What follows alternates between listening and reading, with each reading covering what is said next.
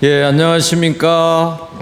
예, 오늘 공지 드린 대로 아주 반가운 분이, 제가 소개를 따로 안 드려도 되죠?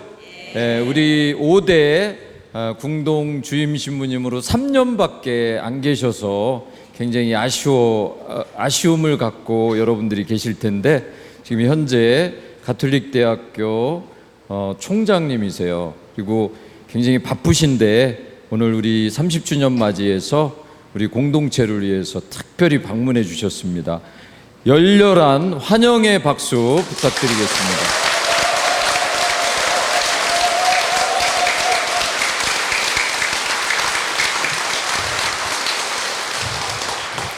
성부와 성자와 성령의 이름으로 아멘. 우리 주 예수 그리스도의 은총과 하느님의 사랑과 성령의 친교가 여러분 모두와 함께, 또한 사제의 영과 함께 궁동을 떠난 지 10년이 넘었습니다. 10년 만에 처음으로 성당을 방문하게 되었는데요. 11년 전에 제가 첫 부임을 받을 때 그 전날 한숨도 못 잤어요. 내가 만날 그 교우들은 어떤 분일까? 또 본당의 분위기는 어떨까? 과연 내가 가서 목자로서의 역할을 잘 할 수 있을까? 이런 두려움과 설레임 속에 밤을 새하얗게 지내고 부임했던 그날이 떠오릅니다. 근데 그 비슷한 일이 어제도 있었어요. 성당은 얼만큼 변했을까? 또 성전을 가득 메운 교우들은 또 변했을까? 늙었을까? 혹 죽은 사람도 있을까? 그들을 위해서 무엇을 기도해야 될까? 오늘 아침에 좀 일찍 왔습니다. 9시쯤에 도착을 했는데, 그러면서 그런 생각이 들었어요. 제가 여기 3년 있었지만 교중미사 때는 제가 한 1시간 반 전부터 나와서 여러분들을 기다렸습니다. 비가 오나 눈이 오나. 그러면서 저쪽 한빛 아파트쪽에서 오시는 그 걸음, 그 걸음이 저한테는 예사롭지가 않았어요. 일주일 동안 살았던 모든 보람들을, 또 일주일 동안 느꼈던 또 실망들을 가득 안고 주님의 집으로 찾아오는 여러분들을 이렇게 맞이하는 사제의 기쁨 중에 하나였습니다. 오늘도 일주일 동안 여러분들이 벌었던 모든 것들, 그리고 여러분들이 혹시 잃어버렸다면 그 잃어버린 그 빈 여백까지도 주님의 식탁에 온전히 봉헌해드리면서 또 한 주간을 살아갈 은총을 청하는 미사가 되기를 바랍니다. 형제 여러분, 우리가 드리는 이 찬미의 예배가 주님께 합당하고 막가진 예배와 찬미가 되기 위해서 우리 한 주간 삶을 돌이켜보고 우리의 부족함마저도 주님께 봉헌해드리면서 미사를 준비하도록 하겠습니다. 주님께서 여러분과 함께, 요한이 전한 거룩한 복음입니다. 그때 예수님께서 군중에게 말씀하셨다. 나는 하늘에서 내려온 살아있는 빵이다. 누구든지 이 빵을 먹으면 영원히 살 것이다. 내가 줄 빵은 세상에 생명을 주는 나의 살이다. 그러자 저 사람이 어떻게 자기 살을 우리에게 먹으라고 줄 수 있단 말인가 하며 유다인들 사이에 말다툼이 벌어졌다. 예수님께서 그들에게 이르셨다. 내가 진실로 진실로 너희에게 말한다. 너희가 사람의 아들의 살을 먹지 않고 그의 피를 마시지 않으면 너희는 생명을 얻지 못한다. 그러나 내 살을 먹고 내 피를 마시는 사람은 영원한 생명을 얻고 나도 마지막 날에 그를 다시 살릴 것이다. 내 살은 참된 양식이고 내 피는 참된 음료이다. 내 살을 먹고 내 피를 마시는 사람은 내 안에 머무르고 나도 그 사람 안에 머무른다. 살아계신 아버지께서 나를 보내셨고 내가 아버지로 말미암아 사는 것과 같이 나를 먹는 사람도 나로 말미암아 살 것이다. 이것이 하늘에서 내려온 빵이다. 너희 조상들이 먹고도 죽은 것과는 달리 이 빵을 먹는 사람은 영원히 살 것이다. 주님의 말씀입니다. 그리스도님 참여합니다.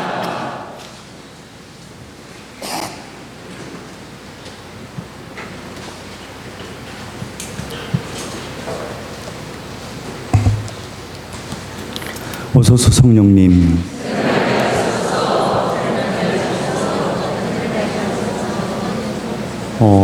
여러분들은 그냥 고개만 끄덕이면서 인사합니까? 어떻게 인사합니까? 이렇게 지금 하시면서 그냥 인사만, 눈인사? 새로 나게 하소서. 2000년 대인연을 맞이해서 돌아가신 경감용 요셉 주교님께서는 3년 동안 대인연을 전 교구 차원에서 준비하자고 하셨습니다. 그러면서 97년, 98년, 99년 각 해를 삼위일체신 각 3위의 이름으로 그 해를 보냈어요. 그래서 성부의 해, 성자의 해, 성령의 해를 보내게 됩니다. 그러던 중 98년도가 성령의 해였어요. 그래서 교구장 주교님께서는 적어도 이 강론대에서 인사할 때 우리 천주교 신자들끼리 만나면 두 번째 위격 예수님 성자의 이름을 부르면서 인사하죠. 찬미 예수님 이렇게 하는 게 뭐 전통적으로 그렇고 보편교회에서도 사실 그렇습니다. 근데 이제 성령의 해를 맞이해서 요 해만큼은 성령님을 부르면서 인사를 하면 좋겠다라고 이제 제안을 하시게 되고 그러면서 당신이 만드셨어요. 오소서 성령님 새로 나게 하소서. 근데 이게 1년 동안 하다 보니까 인이 바뀌어가지고 지금도 벌써 거의 25년이 지난 지금도 저는 이 인사를 하지 않으면 강론이 되지를 않아요. 잘 하라고 한 번 더 해주십시오. 오소서 성령님. 어느 순간부터 저한테는 이게 인사말이 아닌 기도로 다가왔습니다. 잘 알다시피 주님께 드리는 가장 큰 예배인 미사는 두 식탁에서 이루어집니다. 말씀의 식탁과 성찬의 식탁이겠죠. 성찬의 식탁에서 뭐니 해도 가장 중요한 순간은 성변화의 순간입니다. 우리가 주님께 바친 값없는 예물이 물질덩어리 빵이 인간이 짜낸 과일 액즙이 그리스도의 몸과 피로 바뀐다라는 그 신비가 이 성찬의 식탁에서 이루어지고 있죠. 근데 그때 사제는 기도를 하는데 그 기도를 에피클레시스라고 합니다. 그리스 말로. 이 에피클레시스라는 말은 한국말로 하면 성령 청원 기도예요. 온갖 거룩함의 원천이신 성부 하느님 아버지, 당신이 성령을 보내셔서 우리가 당신께 바친 이 값없는 예물을 그리스도 성자의 몸과 피로 변화되게 하소서라고 기도를 해요. 성령의 역사하심이 저 위에서 이루어지면서 물질 덩어리가 골고타 산에 하느님의 유일한 그리고 가장 흠없는 하느님의 어린 양의 몸과 피로, 살과 피로 바뀐다라는 겁니다. 여러분 이거 믿으세요? 안 믿는 사람? 그런 분은 지금 여기 계시지 말고 저 옆에 감리교회 가시면 됩니다. 그이들과의 차이거든요. 성령께서 역사하셔서 빵과 포도주가 그리스도의 몸과 피로 바뀐다. 이것을 교회는 성변화, 거룩한 변화라고 얘기를 해요. 마찬가지로 이곳에서 우리는 기도합니다. 성령님 빨리 오시어 우리를 새로 나게 하소서. 우리는 그렇게 기도를 하고 인사를 하지만 저는 개인적으로 저의 목소리가 이 말씀의 식탁에서 선포되는 저희 보잘것없는 이 소리가 단순한 공기의 진동이 말씀으로 변화되게 해주십시오. 여러분들이 영혼이 씨앗이 되어, 말씀이 씨앗이 되어 여러분 안에 열매를 맺게 해주십시오 라고 저는 기도를 합니다. 오랜만에 궁동성당에서 주님의 말씀을 묵상하게 됩니다. 저희 묵상은 보잘것없는 공기 중에 사라져버릴 소리로 남겠지만 이 소리를 통해서 말씀이 여러분들 안에 육화되기를 바랍니다. 옵소서 성령님. 요즘 우리는 요한복음 6장 전체를 묵상하고 있습니다. 요한복음 6장은 다음 주까지 연결됩니다. 이게 연중 17주일부터 시작된 거예요. 17주, 18주, 19주, 오늘이 20주, 다음 주가 21주. 그래서 5주 동안 이 요한복음 6장을 조금씩 나눠서 전체, 조금 떼지도 않아요. 다 이어서 전체 요한복음 6장을 묵상하고 있습니다. 이 요한복음 6장은 일명 오병이어의 기적과 그 기적에 의미하는 바에 대한 예수님의 가르침이라고 할 수 있습니다. 여러분들, 복음서는 전부가 4개의 복음서가 있습니다. 마테오, 마르코, 루카, 그리고 지금 봉독하고 있는 요한복음이죠. 예수님이 공생활 3년 중에 하신 많은 기적들이 있어요. 근데 재미나게도 예수님께서 행하신 기적 중에 유일하게 이 빵의 기적만큼은 4복음서가 모두 전해주고 있다는 사실입니다. 다른 기적들은 그렇지가 않아요. 소경이 눈을 열어준다든지 나병 환자를 고친다든지 등등, 이런 거는 어떤 복음에는 있고 어떤 복음에는 없어요. 근데 유독 이 빵의 기적만큼은 4복음서가 공히 담고 있다. 그러니까 이거는 중요한 거요, 안 중요한 거요? 무진장 중요한 거요, 조금 중요한 거요? 무진장 중요한 겁니다. 근데 재미난 것은 이 4복음서를 이렇게 보게 되면은 차이가 있어요. 차이가. 근데 마테오, 마르코, 루카 이 세 복음을 우리는 한 말로, 한 단어로 뭐라고 그러죠? 뭐라고 그래? 공관복음이라고 그래요. 왜냐하면 한꺼번에 비교 대조해 볼 수 있다. 왜냐하면은 전체 이야기 줄거리와 또 이야기 내용이 매우 비슷비슷합니다. 물론 약간이 틀리긴 하지만 마테오, 마르코, 루카. 그래서 이거를 한 뭉태기로 봅니다. 근데 요한은 이 마테오, 마르코, 루카, 즉 공관복음과는 전혀 다르게 이 빵의 기적을 기술하고 있다라는 이야기입니다. 왜 그럴까? 공관복음은 이 빵의 기적을 예수님께서 일으키신 기적에 대한 객관적인 보도를 하는 데 의미를 두었어요. 그런 일이 있었다. 이런 엄청난 일이 있었다. 그래서 공관복음에서는 이 빵의 기적을 그리스 말로 디나미스라고 표현하고 있습니다. 뭐라고 한다고? 그렇지. 근데 이 요한복음은 그렇지가 않아요. 요한복음은 단순히 빵의 기적이 있다라는 역사적 사실에 대한 보도일 뿐더러 그것에 대한 영적인 의미를 설명해 주고 있어요. 그래서 요한복음에서는 디나미스라는 단어를 사용하지 않아요. 한국말로는 이거를 표징이라고 번역하는데 그리스 말에서는 이 말이 세메이온이라고 해요. 아까는 디나미스, 세메이온. 요거로, 그러니까 이 기적을 바라보는 시각이 다르고 그것에 대한 명칭 자체도 이제 다르다는 것을 알 수 있게 됩니다. 그러면 왜 그럴까? 요거를 자세히 읽어보면은 공관복음과 이 요한복음의 차이를 알 수 있게 돼요. 첫 번째 차이는 시기입니다. 시기.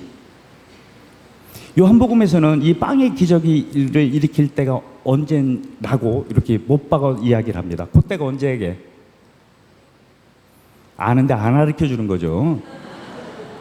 굳이 공관복음에는 그 시기에 대한 특정한 서술이 없어요.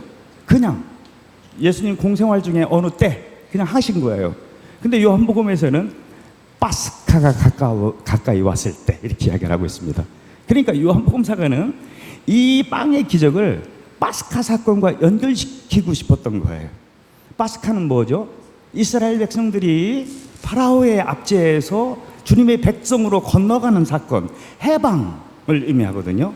즉, 이 빵의 기적은 해방 사건과 매우 밀접하게 연관돼 있는 예수님의 기적이다 라는 것을 드러내주고 싶었던 거예요. 예수님이야말로 파스카, 즉 참 해방의 주인이시고 라는 사실을 가르쳐주고 싶어서 굳이 다른 공관복음과는 다르게 해방절, 즉 파스카가 가까운 때라고 이야기를 하고 있습니다. 두 번째는 기적을 하기 직전 예수님의 행동과 말씀이 달라요. 공관복음에서는 그 아이가 준 그 작은 재료죠. 빵 몇 개, 물고기 몇 마리를 예수님께서 드시고 뭐라고 표현하냐면은 찬양을 드리신 다음, 이렇게 해요. 찬양을 드리신 다음. 이거를 그리스 말로는 에울로게오 동사입니다. 찬미하다, 찬양하다. 원래 원뜻은 축복하다예요. 근데 예수님이 아버지를 축복할 수 없으니까 찬미하다라고 한국말로는 번역하고 있습니다.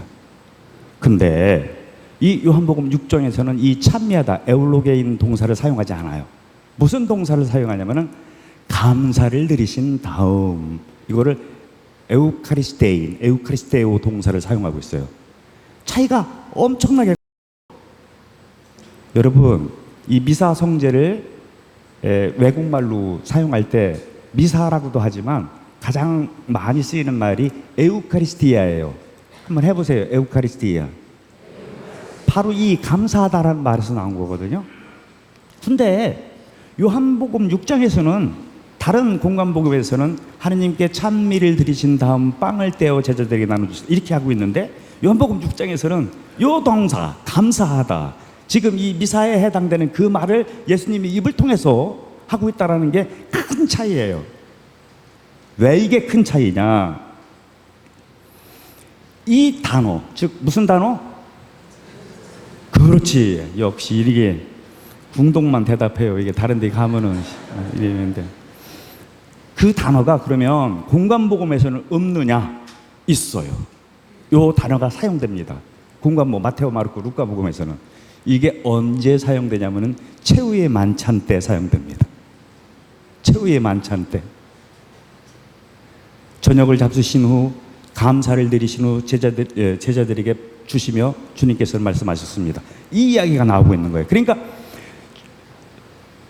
공관복음에서는 최후의 만찬, 즉 성목요일 날 제자들에게 빵을 나눠주고 잔을 나눠주시기에 앞서서 하신 행동이 감사하다라는 동사예요. 근데 재미난 것은 정작 요한복음의 최후의 만찬에서는 이 단어가 사용되지 않습니다. 성찬 제정 말씀이 숫자에 있질 않아요. 그 대신 뭐가 있냐면은 예수님의 행동만 나와요. 뭐죠? 제자들의 발을 닦아주는. 제자들은 스승보다 크지가 않다. 내가 너희를 사랑한 것처럼 서로 사랑하여, 이 말인 거예요. 왜 그렇겠습니까? 마테오, 마르코, 루카가 쓰일 때만큼은 보다 이제 요한복음 같은 경우는 30년, 40년 후에 쓰여지게 된 거예요. 그러니까 요한복음이 쓰여질 때는 이미 이 성체성사 미사가 초대교회 안에서 이미 매일매일 행해지고 있었던 거예요. 그러니까 굳이 성찬 제정, 예수님의 그 말씀을 옮겨적을 필요가 없었던 거예요. 대신 이 말씀이, 그리고 이 거룩한 예배가, 기도가 무엇을 의미하는지를 대신 요한복음 13장에는 그 최후의 만찬 자리에 그거를 삽입하게 되는 것입니다. 어쨌거나 이 말은 무슨 뜻이냐면은, 요한복음은 단순히 빵의 기적을 일으킨 것을 설명하려고, 과거에 있었던 일에 대한 기사에 대한 정보 제공이 아니라 과연 성체성사가 무엇을 의미하는지를 이제 이 6장, 아주 길죠. 6장 전체, 6장 1장부터 시작해서 59절까지 있거든요. 이 긴 말씀을 통해서 이걸 설명하려고 했다.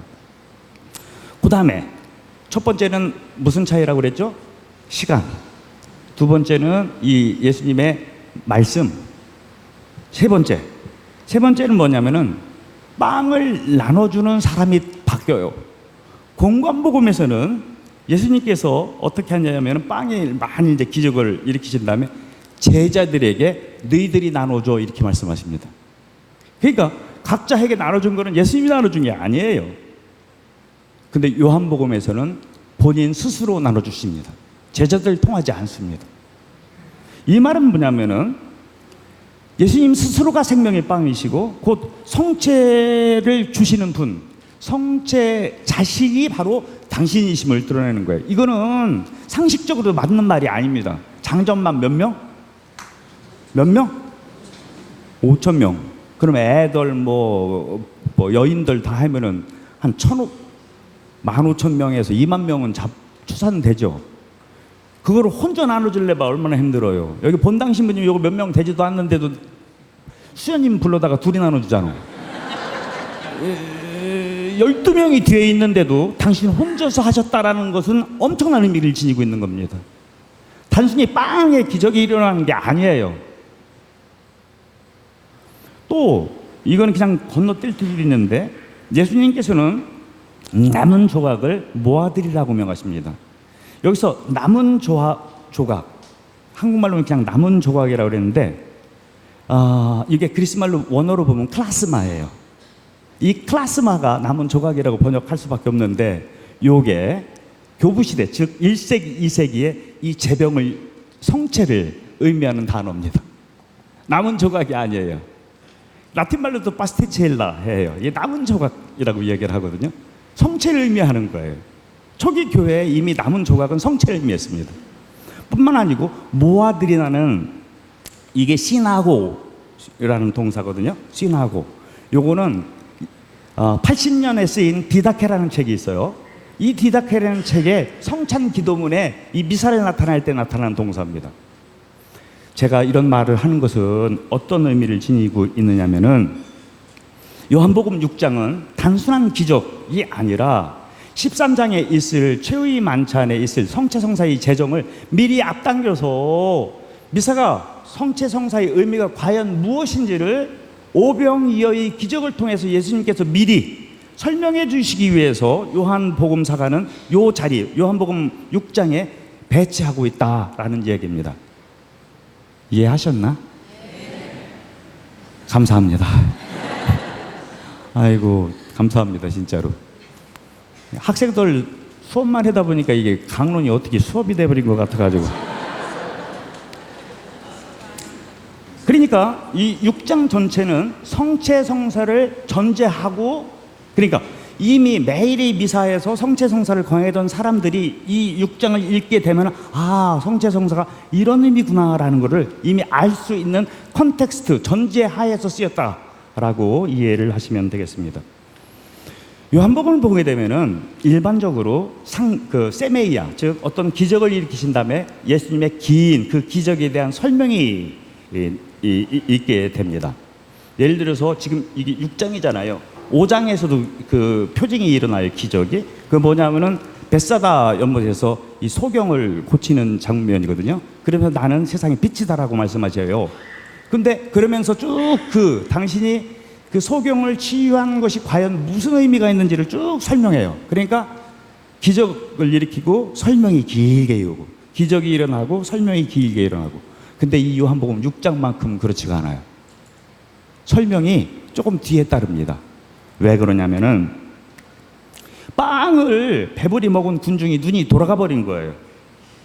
이 억지로 임금으로 왕으로 이제 세우려고 했던 거죠. 막 기쁜 거예요. 진짜 여러분 빵 5개로 막 5,000명 먹이는, 5,000명이 아니죠. 한 2만 명 한꺼번에 먹이는 그런 사람이 출마하면은 유성구청장으로 뽑고서 안 뽑고서 이건 1등이네 1등. 이런 사회복지가 어디 있어요. 그냥 막 되는 건데. 그러니까 억지로 왕으로 이제 삼으려고 하니 이 제자들도 군중들의 움직임에 편승할까봐 주님께서는 서둘러 배 타고 너희들 저쪽 건너편, 여기가 이루어진 데가 벳사이다거든요. 그리고 이제 가파르나움으로 이제 보내요. 그리고 당신은 산에 홀로 가셔서 당신 몸을 피하시게 됩니다. 이게 다급한 상황이에요. 그러니까 이 요한복음사가는 바로 여태까지 당시 자기가 해오듯이 기적을 하고 가르침인데 요번만큼은 그걸 할 그런 설명을 해줄 기회를 다음 기회로 이제 넘기게 됩니다. 그러면서 하나의 기적 사화를 이제 첨부하고 있죠. 그게 뭐냐면은 다른 공관복음에서 다 마찬가지입니다. 빵의 기적이 있은 다음에 예수님께서 무리를 걷는 그런 기적이 이 6장 가운데 이렇게 들어가 있어요. 근데 여기서 이제 두려움에 떨잖아요, 제자들이. 두려움에 떨고 있죠. 막 풍랑이 일어나니까 떨고 있을 때 주님께서 오셔서 뭐라고 하셨죠? 뭐라고 하셨어요? 예? 그 유명한 나다입니다. 나디들 스승이야 이렇게 하신 게 아니에요. 그냥 나다. 나다. 이 나다는 무진장 중요한 말입니다. 탈출기 34장에 나오는 모세가 하느님께 당신의 이름을 물어볼 때 했던 대답이 나다예요. 나다. 에고 에이미 나다. 나다. 그러니까 빵의 기적이 있은 다음에 예수님은 요한복음사가는 그 무리를 걷는 기적을 통해서 다시 한번 예수님의 정체, 신적인 그 신분을 이제 드러내 주게 됩니다. 그러면서 이제 가파르나움으로 건너가서 예수님께서는 이제 길게, 그게 이제 오늘 복음이에요. 지난주 복음, 오늘 복음이 이제 앞에 있었던 그 빵의 기적의 의미가 무엇을 의미하는지를 아주 길게 설명을 해주시고 다음 주까지 이제 연결되는 겁니다. 이게 요한복음 6장의 전체적인 구조라고 할 수 있겠습니다. 오늘 복음에서 굉장히 중요한 것이 있어요. 뭐냐면은 내가 줄 빵은 세상의 생명을 위해서 줄 나의 살이다. 많은 학자들은 이게 51절인데 이게 원래는 요한복음 공동체, 요한 사가의 공동체에서는 이게 13장에 들어 있어야 되는 거예요. 이는 나의 살이다. 매우 비슷하죠. 이는 나의 몸이다. 처럼. 그렇지만 이걸 굳이 이 빵의 기적과 연결해서 놓았다고 이렇게 설명하고 있습니다. 근데 재미난 것은 공관복음에서는 그리고 고린도 전서 11장에도 똑같이 예수님의 성찬 제정 말씀이 나오는데 이 세 개, 그러니까 마테오복음, 루카복음, 고린도 전서에서는 전부 이는 나의 몸이다. 그리스 말로는 이게 소마라고 하거든요. 영어로는 body죠. body of Christ 그러잖아요. 여러분 외국 나가서 이렇게 그리스도의 몸, 이렇게 body of Christ 이렇게 했는데 이 요한만큼은 body라는 말을 사용하지 않아요. 몸이라는 말을 사용하지 않고 살, 영어로는 flesh에 해당됩니다. 살덩어리죠. 고깃덩어리죠. 고깃덩어리. 피가 뚝뚝 떨어지는 고깃덩어리. 왜 그런 거 하니? 요한복음이 이제 근데 사실 이거는 그리스 말로 소마고 하나는 사악스죠. 예수님은 이 말씀을 아람에어로 하셨어요. 혹은 히브리 말로 이제 하셨겠죠. 근데 히브리 말에서는 이 몸이나 살 구분이 없어요. 그분이 아람에어로 하셨다면은 바사할입니다. 이 바사할은 몸으로 해석해도 되고 살로 해석해도 됐어요. 그런데 요한복음 사가가 쓰여질 당시는 요한은 살이라고 하고 싶었던 거예요. 왜? 몸 하면 약간 추상적인 거예요. 사람들이 그리스도의 몸 하면 그래 그 몸을 상징하는 것이지 정도로 생각을 했던 거예요. 근데 그게 아니다라는 거예요. 하느님의 어린 양이 그 십자가에 못 박혔던 그 뚝뚝 떨어진 그 진짜 살이다 이 이야기를 한 거예요. 여러분 여기서 보이는 이게 그냥 개신교 신자들은 감리교나 루터교 같은 경우에서도 미사를 하긴 해요. 근데 그 사람들한테는 하나의 상징일 뿐이에요. 이거 예수님 몸이라고 생각해. 이거 보면서 예수님께서 2000년 전에 골고타 언덕에서 우리 죄를 다 뒤집어쓰고 돌아가신 그거를 난 기억해. 그게 아니에요. 진짜 살이에요. 이게 가톨릭의 가르침입니다. 이게 진짜 그분의 살이고 이게 진짜 그분의 피입니다. 이거를 말씀하시고 싶었던 거예요. 왜? 이런 생각은 이미 요한복음 사가가 쓰일 당시에 그 공동체에서도 지금 개신교 신자들이 생각하는 그런 생각에 조금씩 스물스물 들어오기 시작했기 때문에 요한복음 사가는 그렇게 쓸 수가 없었던 거예요. 몸이 아니야. 예수님은 바살이라고 했는데 그거는 몸보다도 피가 뚝뚝 떨어진 실체적인 예수님의 전체 실존을 의미해, 이렇게 이야기하고 싶었던 거예요. 그래서 요한복음 제일 첫 번째 로고스 찬미가 있죠. 로고스 찬미가 한국말로는 말씀이 사람이 되시오, 이렇게 번역을 했어요. 진짜 이렇게 번역하면 안 돼요. 엔사르코스, 말씀이 살이 되시오, 이게 진짜 이게 맞는 말입니다. 요한복음은 처음부터 이 살에 대해서 한번 꽂아봐봐요. 이렇게 꽂으면 아픈 게 이게 살이에요. 치수만 재는 몸뚱어리가 아니라 이렇게 이제 더우면 땀나고 추우면 소름 끼치고 꽂아보면 아프고, 이 구체적인 예수님의 살덩어리라는 겁니다. 여기서 그리스도의 몸이라고 그러지만 그거는 2000년 전 골고타 언덕에서 있었던 바로 그 하느님의 어린 양의 살과 피다. 이거를 그 당시에도 믿기가 어려웠어요. 그래서 오늘 복음에 어떤 대목이 나냐면, 그래서 군중들 사이에 말다툼이 일어났다. 말다툼이 일어났다. 이런 말다툼은 지금도 있어요. 이걸로 끝나지 않습니다. 다음 주 복음에 보게 되면은 말씀이 저렇게 어려워서야 이거 누가 알아듣겠는가 하고, 그 예수님을 따르던 그 수많은 군중 중에 일부는 예수님을 떠나갔다라고 이야기를 하고 있습니다. 성체성사는 십자가 달린 저 30살 먹은 목수가 하느님의 아들이다 라는 믿음과 거의 같은 동격의 믿음의 항목이라고 이야기를 할 수 있습니다. 세상 사람들이 눈에 보세요. 저렇게 매달린 저 30살짜리 목수, 내가 장가만 갔어도 저런 아들을 뒀는데, 저기를 보고 저렇게 비참하게 죽은 한 청년의 죽음을 보면서 하느님이라고 고백한다는 것 자체가 어불성설이에요. 그래서 당시 사회는 우리 그리스도인들을 미친놈들이라고 그랬던 거거든요. 근데 그거와 같아요. 이는 너희를 위하여 바칠 내 몸이다. 이는 너희를 위하여 바칠 내 피다. 이게 단순히 수사학적이고 문학적인 의주가 아니라 진짜다. 이거를 세상 사람들이 믿을 수 있겠는가? 이게 신앙의 신비예요. 이게 신앙의 신비. 여러분들은 그거 다 믿죠? 네.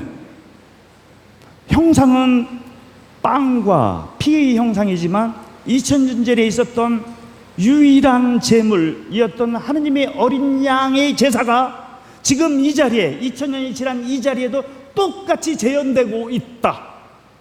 왜? 주님께서는 너희는 나를 기억하여 이를 행하라고 했고, 우리는 주님께서 다시 오실 때까지 이것을 당신의 죽으심과 수련과 부활을 기념하면서 이 찬미 제사를 바치고 있는 겁니다. 이게 천주교예요. 근데 이 미사에서 가장 중요한 때가 언제냐? 아까도 말씀드렸듯이 성령의 역사하심이에요. 여러분들이 바친 그 예물을 사제가 성령 초원 기도를 하면서 이렇게 할 때 뭐해? 복사가 종쳐요? 기어하뇨? 왜 종 찍었어요? 정신 바짝 중요하다고. 다 중요하지만 이때는 진짜 중요한 거니까. 믿어요? 소리가 이것밖에 안 돼. 믿습니까?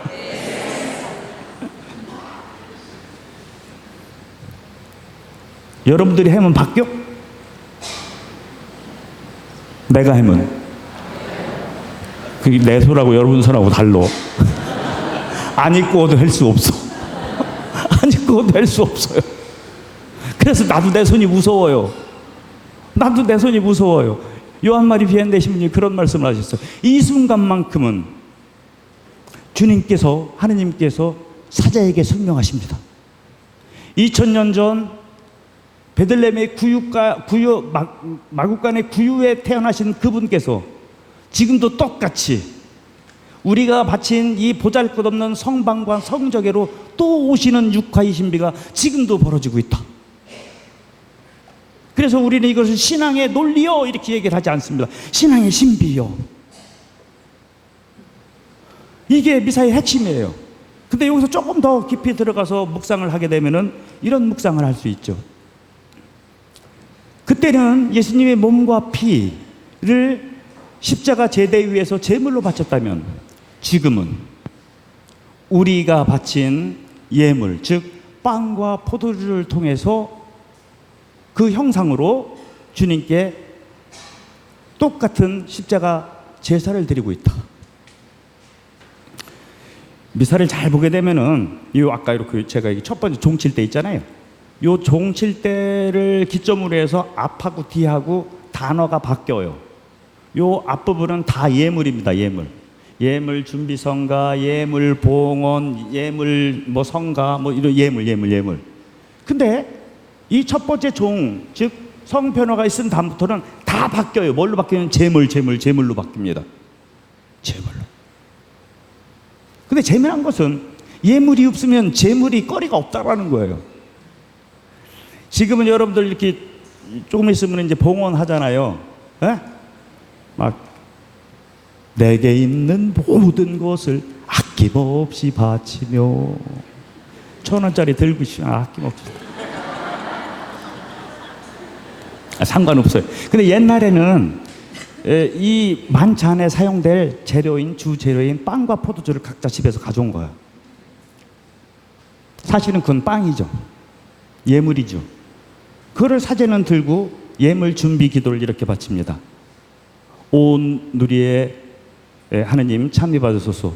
주님이 너그러우신 은혜로 저희가 땅을 일구어 얻은 이 빵을 주님께 바치오니 생명의 양식이 되게 해 주십시오.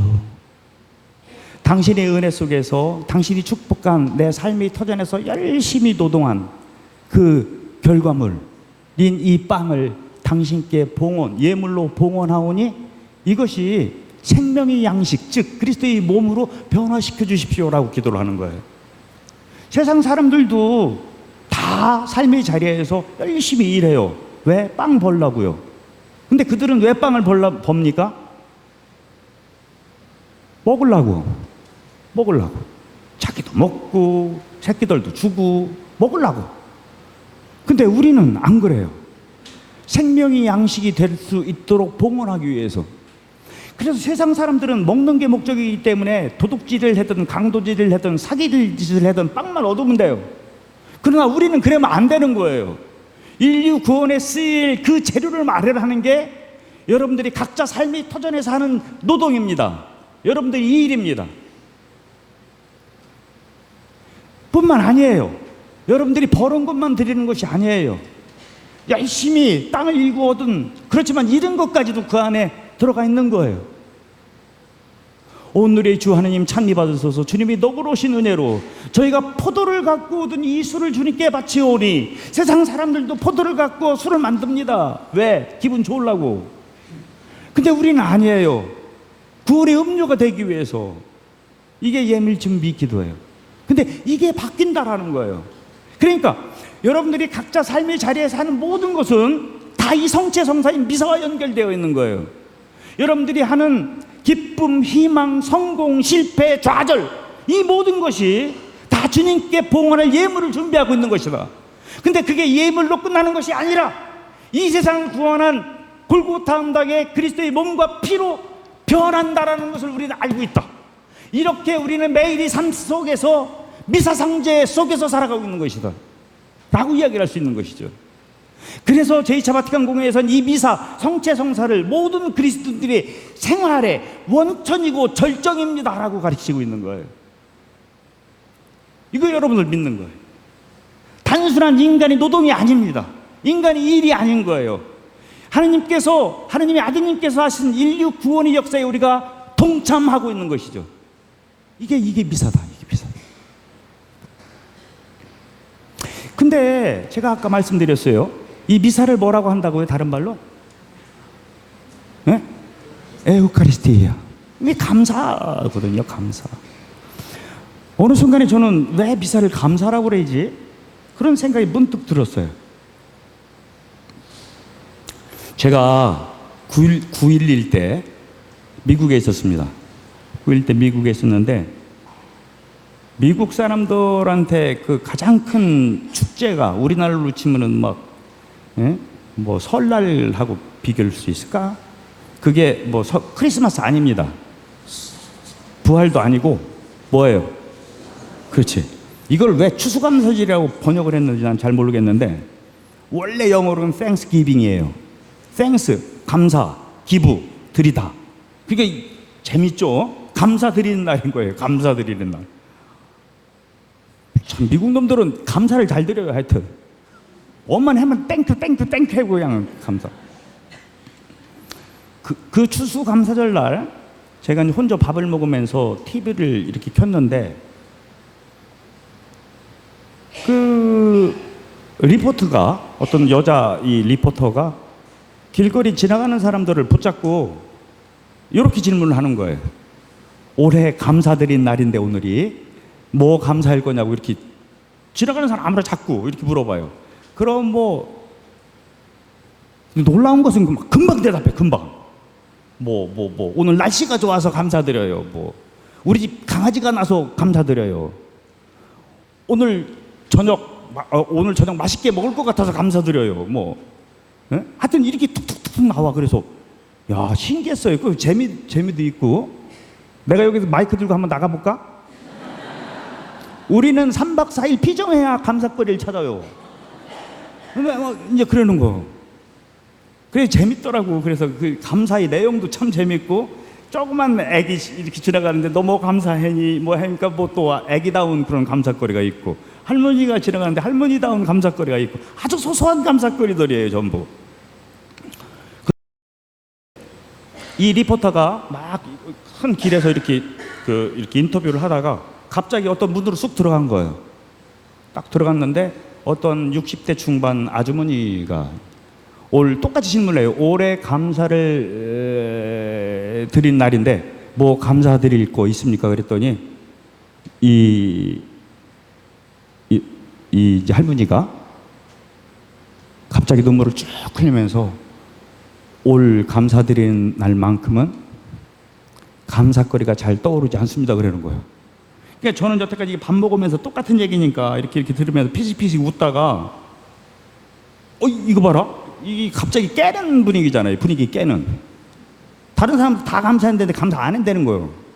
그래서 뭔가 하고 이렇게 딱 봤더니 그 밑에 자막이 쫙 흘리는데 그 해가 9.11이 있었던 해고 이 9.11을 통해 가지고 이 남편이 죽었어요. 남편이 죽은 거예요. 남편. 그러면서 얘기를 하는 거예요. 남편은 나한테 하느님과 같은 존재였다. 그러면서 자기 인생사를 쭉 얘기를 하면서 난 내 인생에 이렇게 중요한 사람이 하느님 나라로 갔으니 내가 얼마나 지금 이러냐. 근데 그때 마침 이제 할아버지가 돌아가시고 첫 번째 맞는 그 추수감사절이니까 자손들이 다 할머니 집에 모였을 거 아니에요. 그러니까 그 손주 새끼가 저기서부터 할머니 하면서 확 다이빙을 해가지고 할머니 인터뷰하고 있는데 들어오는 거예요. 그랬더니 이렇게 하면서 아유 감사거리 생각났습니다. 얘 때문입니다. 이렇게 얘기를 하는 거예요. 그러면서 이 할머니가 다시 얘기를 하는데 자기가 그 남편을 만났을 때부터 시작을 해가지고 여태까지를 쭉 얘기했는데 다 감사합니다. 다 감사합니다. 매일이 삶 속에서 하는 감사야말로 제가 볼 때는 성변화, 실체 변화의 삶 속에서 일어나는 신비가 아닌가 그런 생각을 하게 됩니다. 주님께서 여러분과 함께 마음을 두 높이 우리 주 하느님께 감사합시다. 무슨 일이라고요? 마땅하고 옳은 일이래요. 거기서 온 대지와 자연이 하느님을 찬미하는 모습을 보고 있습니다. 그래서 성경인 것이에요. 이게 가톨릭에서 이야기하는 신비입니다. 신비는 정말 붕붕 뜨고 뭐 이상한 영적 불현상이 일어나는 것이 아니에요. 우리 삶의 한복판에서 주님을 느끼고 주님을 바라보고 주님을 체험하고 그 힘으로 사는 것이죠. 누구든지 내 살에 있는 사람은 내 안에 있고 나도 그 안에 있을 것입니다. 내가 아버지로 말미암아 산 것처럼 내 살에 있는 사람은 나로 말미암아 살게 될 것입니다. 이게 뭐냐? 이게 매일 삶 속에서 이루어지는 그 영혼의 눈뜸이라고 이야기할 수 있겠습니다. 구원은 조그만 일상의 모든 것 안에 이 미사를 드리는 행위입니다. 에우카리스티아를 하는 것이죠. 에우카리스티아인, 즉 감사드리는 일이라고 할 수 있겠습니다. 비록 아무런 희망이 없는 같은 곳에서도 감사할 일을 찾아 나서는 것이 우리들입니다. 그게 바로 매일 삶에서 미사를 드리는 사람이라고 할 수 있습니다. 여기에 우리 구원의 길이 담겨져 있기 때문입니다. 여기에 우리가 하나님을 섬기고 교회에 다니는 근본적인 이유가 있습니다. 그러니 영적인 눈을 떠야만 합니다. 그리고 세상을 바라봐야 합니다. 보이는 모든 것, 하나님께서 창조하신 해, 달, 바람, 구름, 돌멩이, 그리고 이름을 폭탄 소리를 통해서 그 안에서 역사하신 하나님의 아름다우신 선하심을 바라봐야만 합니다. 슬픈 일, 짜증나는 일에 감사하기는 참으로 힘든 것이 틀림없습니다. 그러나 슬프고 괴롭고 짜증나는 일이라도 하느님 아버지께 맡기고 감사합니다 라고 한마디 하면 그것은 곧 감사한 일로 성변화한다는 것입니다. 신체 변화한다는 것입니다.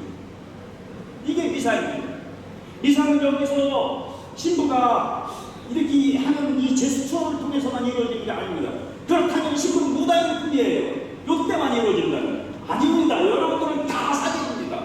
매일 삶의 여러분들이 성전이고 여러분들이 하는 그 일터, 가정주부의 식탁이, 이런 사람들이 그 공장이, 그게 바로 제대라고 할 수 있겠죠. 매일 삶 속에서 우리는 이 실체 변화를 체험하고 행해야만 할 것 같습니다. 눈을 떼야만 합니다. 눈을 떼요.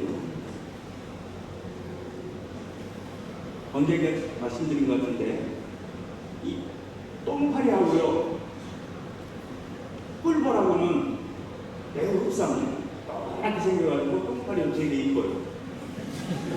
요즘에 똥파리 보기 힘듭니다. 한문서로 그래가지고 똥파리, 진짜 오리지널 똥파리, 프레시한 똥파리.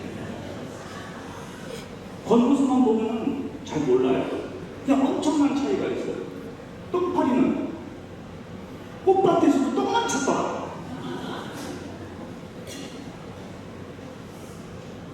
꿀벌은 황량한 대지에서도 꽃을 찾습니다. 꿀벌은.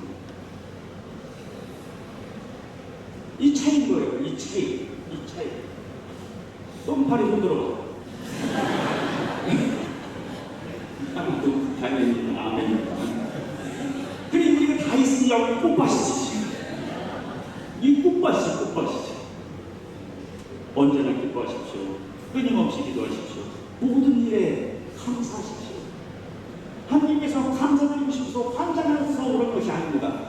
이 감사가 우리가 잘 사는 길, 구원으로 가는 길이기 때문에 아버지께서는 그토록 우리에게 감사를 드리라고 얘기를 드리는 것입니다.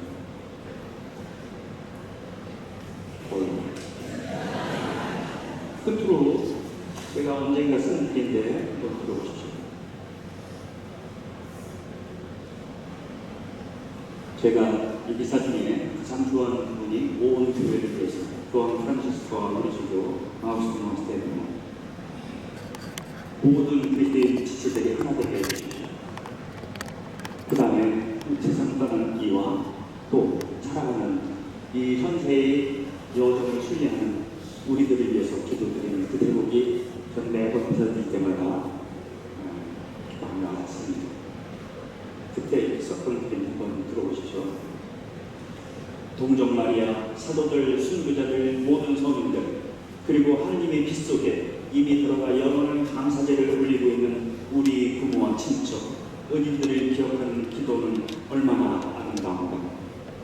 우리는 그 모든 분들과 함께 같은 식탁에 앉아있는 것이며 그분들처럼 우리도 같은 주님 앞에 서 있는 것이다.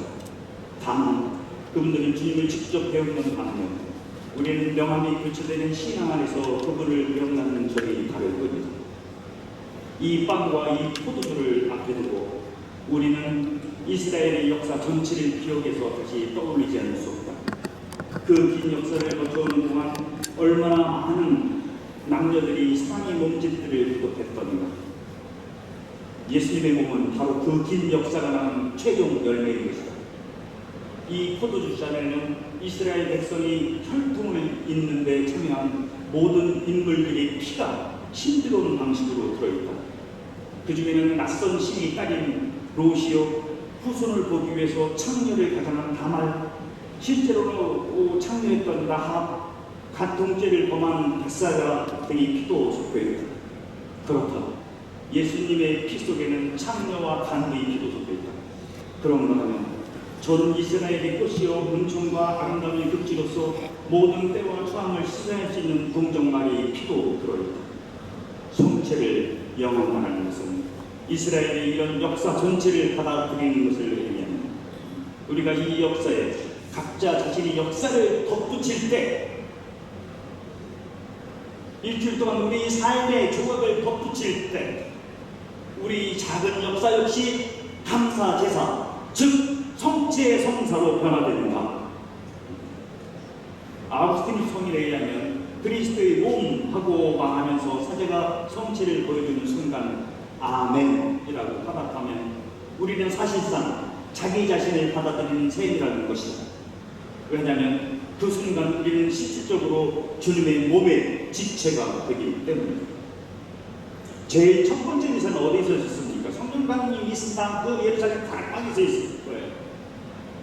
그때 12명의 성직자들이 있었고 한 명의 평신도가 있었어요. 그 한 명의 평신도가 그냥 성령님이었습니다. 그러면 그때도 주례는 베드로가 했겠지. 베드로가 성체를 나눠줄 때 똑같이 얘기했을 겁니다. 그리스도의 몸이라고. 한번 성모님이 입장에서 생각을 해봐요. 내가 9달 동안 품었던 그 몸입니다. 그 살입니다.